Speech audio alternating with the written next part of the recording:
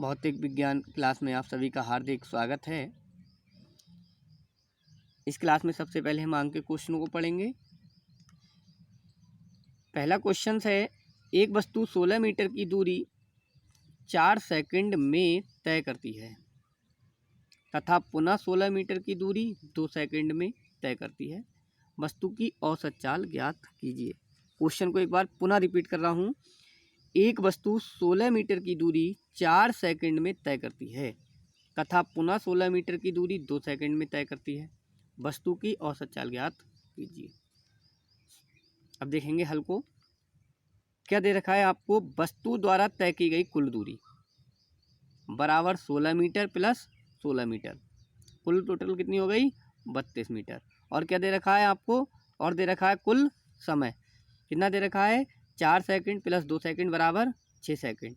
हम जानते हैं वी नो डैट, हम जानते हैं कि वस्तु की औसत चाल बराबर तय की गई कुल दूरी बटे कुल लगा समय। तो कुल दूरी कितनी थी अपनी? 32 थी और कुल समय कितना था? 6 सेकंड था।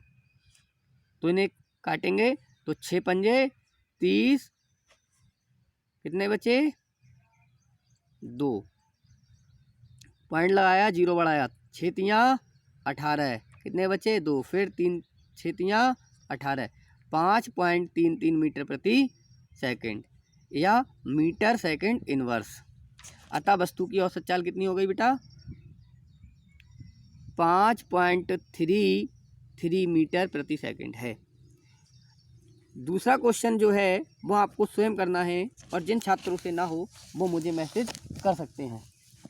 तो पहले दूसरा क्वेश्चन है अपना, एक ट्रेन यात्रा के पहले 2 घंटे 40 किलोमीटर प्रति घंटा की चाल से तथा अगले 3 घंटे 60 किलोमीटर प्रति घंटा की चाल से चलती है। पूरी यात्रा के लिए ट्रेन की औसत चाल क्या होगी?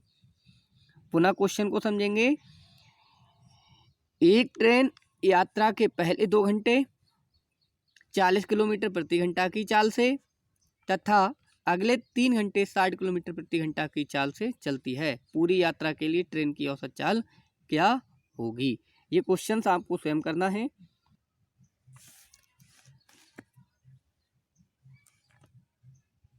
इसी में अगली जो परिभाषा है वो वेग की है। वेग क्या होता है? गतिमान वस्तु के एकांक समय में निश्चित दिशा में चली गई दूरी अर्थात विस्थापन को वेग कहते हैं। इसे v से प्रदर्शित करते हैं। पुनः समझ लेंगे। गतिमान वस्तु के एकांक समय में निश्चित दिशा में चली गई दूरी अर्थात विस्थापन को वेग कहते हैं। इसे v से प्रदर्शित करते हैं। वेग बराबर निश्चित दिशा में तय की गई दूरी बटे समय अंतराल।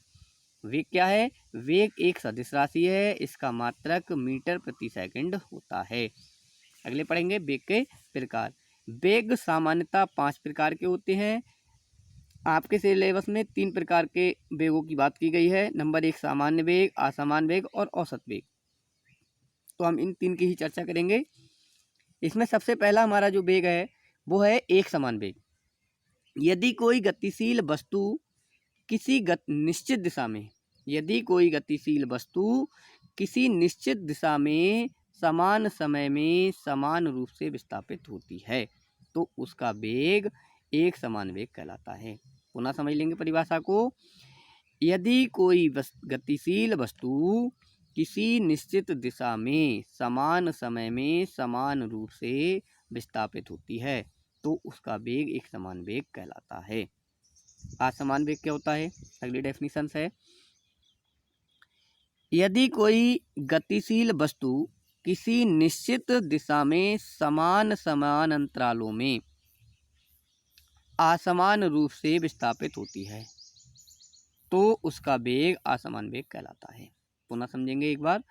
यदि कोई गतिशील वस्तु किसी निश्चित दिशा में समान समय अंतरालों में असमान रूप से विस्थापित होती है तो उसका वेग असमान वेग कहलाता है। और अगली डेफिनेशन है अपनी औसत वेग। औसत वेग क्या होता है? किसी गतिशील वस्तु के कुल विस्थापन को समय अंतराल से विभाजित करने पर औसत वेग प्राप्त होता है। या हम कह सकते हैं किसी गतिमान वस्तु के कुल विस्थापन को समय अंतराल से विभाजित करने पर औसत वेग प्राप्त होता है। औसत वेग बराबर कुल विस्थापन बटे समय अंतराल। यदि वस्तु का वेग निश्चित दिशा में एक समान दर से परिवर्तित हो रहा है। पुनः समझ लें बात को। यदि वस्तु का वेग निश्चित दिशा में एक समान दर से परिवर्तित हो रहा है तो औसत वेग हो जाता है प्रारंभिक वेग प्लस अंतिम वेग बटे कुल समय बराबर u प्लस v बटे 2।